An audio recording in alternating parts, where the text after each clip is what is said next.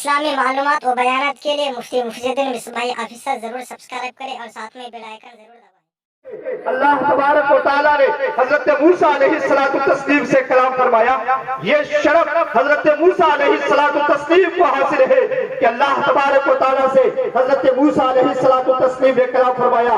یہی وجہ ہے کہ حضرت موسیٰ علیہ السلام کو کلیم اللہ کہا جاتا ہے۔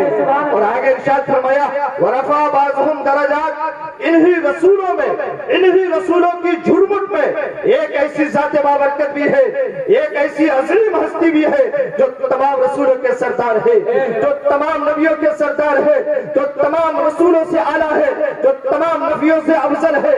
آخر وہ کون سی عظیم ہستی ہے، آخر وہ کون سی ذات بابرکت ہے؟ تو اس سوال کا جواب ڈھونڈنے کے لیے آئیے تفسیر روح البیان کو اٹھاتے ہیں تو پتا چلے گا۔ مفسر لکھتے ہیں انہو اراد محمد لانہو هو المفضل علیہم، ارے وہ کوئی اور نہیں، وہ محمد رسول اللہ کی ذات ہے جسے اللہ تبارک و تعالیٰ نے تمام رسولوں کا سردار بنا کر نعرہ تکبیر، نعرہ تکبیر، نعرہ رسالت، مسلک اعلیٰ حضرت، علماء کرام، سرزمین الاسرا، نعرہ تکبیر، نعرہ رسالت۔ حضرات محترم، اللہ تبارک و تعالیٰ نے حضور علیہ السلام کو تمام رسولوں کا سردار بنا کر بھیجا ہے، اور حضور علیہ السلام ایک عالمگیر رسول ہے، ایک یونیورسل رسول ہے۔ میں یہ خود سے نہیں کہہ رہا ہوں بلکہ آقا علیہ السلام کا فرمان عالی شان ہے۔ مصطفیٰ جان رحمت کا ارشاد کر کے کہا تھا کہ مجھے پوری مخلوق کی طرف رسول بنا کر بھیجا گیا ہے۔ حضرات محترم، آقا علیہ السلام عالمگیر رسول ہے، کائنات کے ذرے ذرے کے لیے رسول بنا کر بھیجے گئے ہیں، اور کائنات کی جتنی بھی چیزیں ہیں یہ احکامات الہی کے پابند ہے۔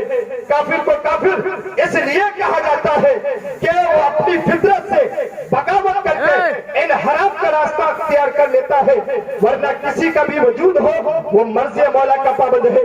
جب عقل انسانی، شعور انسانی بھٹک جاتی ہے تو پھر دین کے راستے سے الگ ہو جاتا ہے، ورنہ کسی کا بھی وجود ہو وہ مرضی مولا کا پابند ہے۔ اور مصطفیٰ جان رحمت یونیورسل رسول ہے، مصطفیٰ جان رحمت عالمگیر رسول ہے، کائنات کے ذرے ذرے کے رسول ہے۔ یہی وجہ ہے کہ نبی جب زمین پہ چلتے ہیں، نبی جب زمین پہ چلتے ہیں تو زمین کا ذرہ ذرہ نبی کے نقش قدم کو اپنے سینے پہ اتار لیتا ہے۔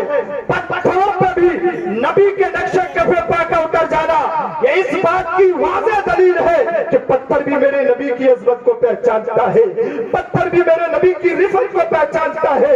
اس لیے آصف غازی پوری نے بہت خوب